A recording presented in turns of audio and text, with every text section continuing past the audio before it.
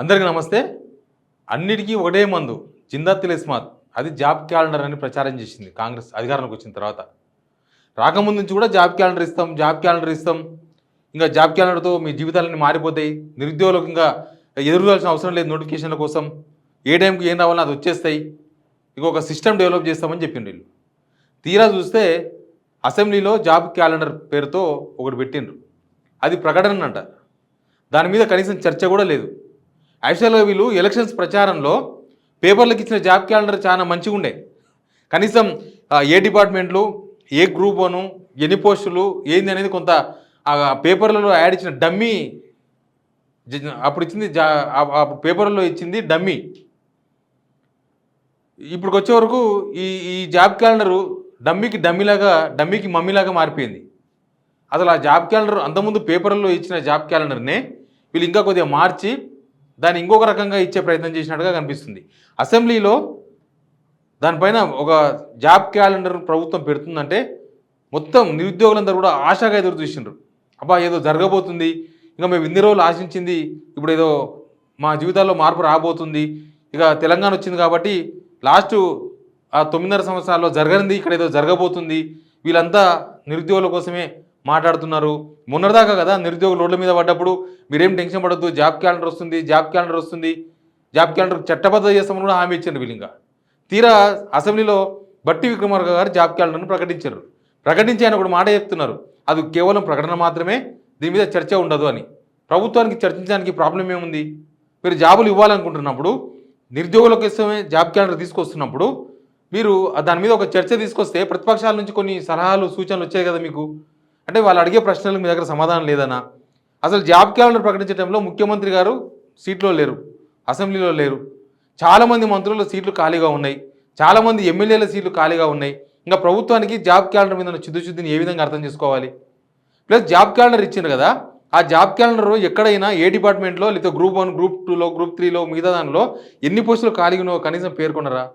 మీరు అంతకుముందు కదా బిశ్వాల్ కమిటీ 2 లక్షల ఉద్యోగాలు ఖాళీ ఉన్నాయని చెప్పింది. మరి 2 లక్షల ఉద్యోగాలు ఖాళీ ఉన్నప్పుడు ఏ శాఖలో 2 లక్షల ఉద్యోగాలు ఖాళీలు ఉన్నాయి, ఎక్కడ ఉన్నాయి? అది కదా మీరు చూపించాల్సింది జాబ్ క్యాలెండర్లో. మీరు యూపీఎస్సీ మోడల్ అన్నారు. నేను మీకు తమిళనాడు ఇతర రాష్ట్రాల్లో జాబ్ క్యాలెండర్ ఎట్లా చూపిస్తా. వాళ్ళు అది చూసిన తర్వాత నిరుద్యోగులను లిటరల్గా ఈ సర్కార్ ఎట్లా మోసం చేసిందో మీరే అర్థం చేసుకోవచ్చు. ఇది తమిళనాడు పబ్లిక్ సర్వీస్ కమిషన్ ఇచ్చిన జాబ్ క్యాలెండర్. ఏముంది ఇక్కడ? Combined civil services examination, number of vacancies 6,244 vacancies list, date of notification ఎట్లా ఉంది, ఎంత నీట్గా డ్రాఫ్టింగ్ ఎట్లా ఉంది ఒకసారి చూడండి.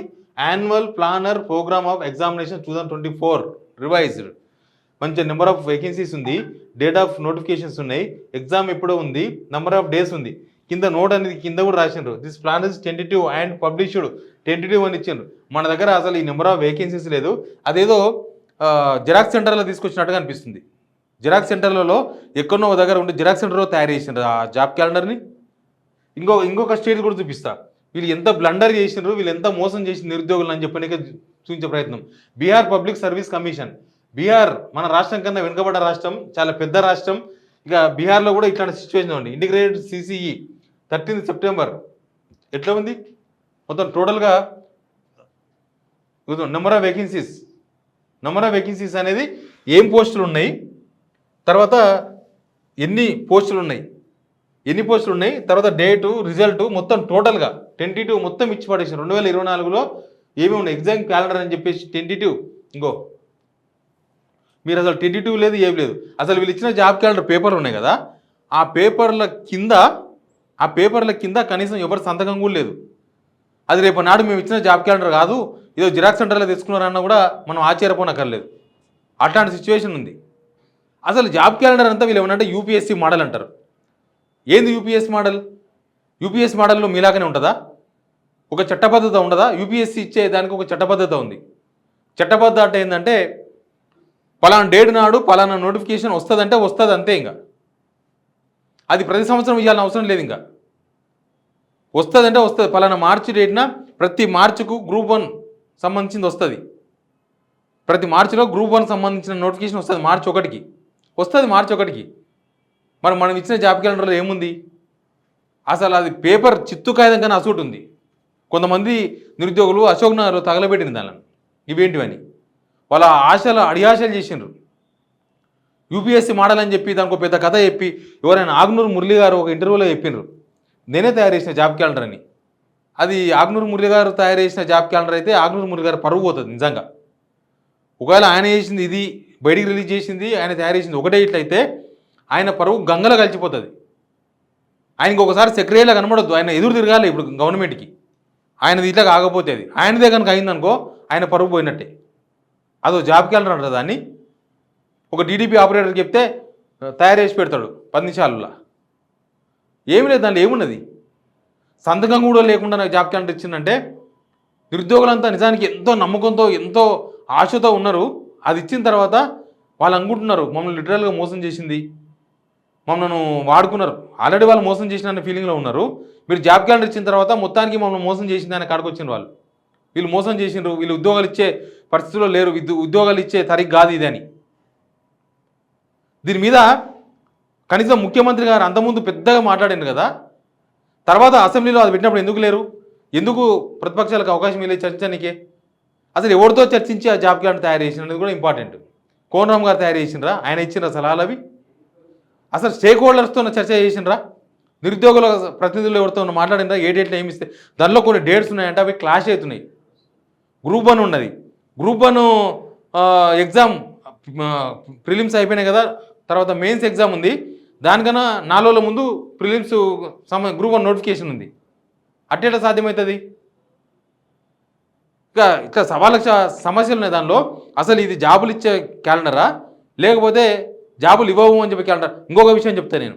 ఈ 3 సంవత్సరాలు ప్రభుత్వ ఉద్యోగుల ఏజ్ను పెంచిన తర్వాత కేసీఆర్ గవర్నమెంట్ ఎక్స్టెండ్ చేసిన తర్వాత రిటైర్మెంట్స్ అన్నీ ఇప్పుడు స్టార్ట్ అయినాయి. మొన్న మార్చికి వెళ్ళి స్టార్ట్ అయినాయి. ఆల్రెడీ కొన్ని ఉద్యోగులు కొన్ని శాఖల్లో ఉద్యోగులు ఆల్రెడీ రిటైర్మెంట్ అయితేనే ఉన్నారు. ఇప్పుడు ఇంకా పెరుగుతాయి. అంతకుముందు మీరు చెప్పిన 2 లక్షల ఉద్యోగాలు, 2 lakhs 2 లక్షల ఉద్యోగాలు, ఇందులో 30,000 ఉద్యోగాలు మీరు ఇచ్చామని చెప్పుకుంటున్నారు. పాత గవర్నమెంట్ ఇచ్చిన నోటిఫికేషన్, పాత గవర్నమెంట్ పెట్టిన ఎగ్జామ్, పాత గవర్నమెంట్ ఇచ్చిన మొత్తం పాత గవర్నమెంట్ చేసిన ప్రాసెస్ అంతా ఈ 30,000 ఉద్యోగాలు మేము ఇచ్చినామని చెప్పుకుంటున్నారు. పోనీ అట్లా కూడా ఇంకా 1,70,000 ఉద్యోగాలు ఉన్నాయి. మన పిల్లలకి కదా ఉద్యోగాలు వచ్చింది. 1,70,000 ఉద్యోగాలు ఉన్నాయి మీరు చెప్పిన లెక్క. ఈ 1,70,000 ఉద్యోగాలు ప్లస్ ఇప్పుడు రిటైర్మెంట్ అవుతున్న వాళ్ళు ఉన్నారు. స్టార్ట్ అయింది ఆల్రెడీ రిటైర్మెంట్. ఈ సంవత్సరంలో మొత్తం ఈ డిసెంబర్ లోపు 30,000 మంది ఉద్యోగులు రిటైర్మెంట్ అవుతున్నారు. మళ్ళీ 2 లక్షల ఉద్యోగాలు అయినాయి. ఈ 2 లక్షల ఉద్యోగాలు ఎక్కడ ఉన్నాయి? ఈ 2 లక్షల ఉద్యోగాలు ఇప్పటికీ ఈ సంవత్సరం ఇప్పటికీ తేలాలి కదా. ఏ డిపార్ట్మెంట్లో ఉన్నాయో తెలిస్తే కదా వాళ్ళు ప్రిపేర్ అయ్యేది. వాళ్ళు ఎక్కడెక్కడ ఎలిజిబుల్ అవుతారు, ఎక్కడెక్కడ కాంపిటేటివ్లో ఆ కాంపిటీషన్లో ఎక్కడ నిలబడతారు, ఆ కాంపిటీషన్లో ఏది వదిలేసుకోవాలి, దేనికి ఎక్కువ ప్రిఫరెన్స్ కావాలి, అది కదా కావాల్సింది. అది ఆ జాబ్లెస్ క్యాలెండర్ను జాబ్ క్యాలెండర్ పేరుతో అసెంబ్లీలో పెట్టి అభాసపాలు చేసిన అసెంబ్లీని. ఇప్పుడు నిరుద్యోగులంతా అడుగుతున్నారు ఏంది ఇదేం జాబ్ క్యాలెండర్ అని. సమాధానం చెప్పండి. మనం బీహార్ కన్నా తీసిపోయినామా? బీహార్ కన్నా తీసిపోయిందా తెలంగాణ? బీహార్ రోజున ఎంత నీట్గా ఇచ్చిండ్రు. దీన్ని కూడా మెయింటైన్ చేయలేకపోయిందా మన టీఎస్పీఎస్సీ, మన గవర్నమెంటు? దీన్ని చూసిన తర్వాత బీహారు, తమిళనాడులో ఈ చూసిన తర్వాత ఈ ఎగ్జామ్ క్యాలెండర్ చూసిన తర్వాత మనది ఎగ్జామ్ క్యాలెండర్ అనాలన్నా? దాన్ని జాబ్ క్యాలెండర్ అనొచ్చా? మనం ఇచ్చింది జాబ్ క్యాలెండర్ అయితే వీళ్ళు సిగ్గుపడతారు. ఎవరికైనా తెలిస్తే తెలంగాణ రాష్ట్ర ప్రభుత్వం ఇచ్చే జాబ్ క్యాలెండర్ ఇదని చెప్పేసి పడేస్తే చూపిస్తే ఎవరికన్నా సిగ్గుపోతా తెలంగాణ రాష్ట్రాన్ని. బాధ్యతారహితంగా వ్యవహరించింది ప్రభుత్వం. కానీ నిరుద్యోగులు తెలుసుకోవాలి ప్రభుత్వంతోన. నిరుద్యోగులకు అండగా తెలంగాణ పౌర సమాజం నిలబడాలి. Please subscribe signal TV.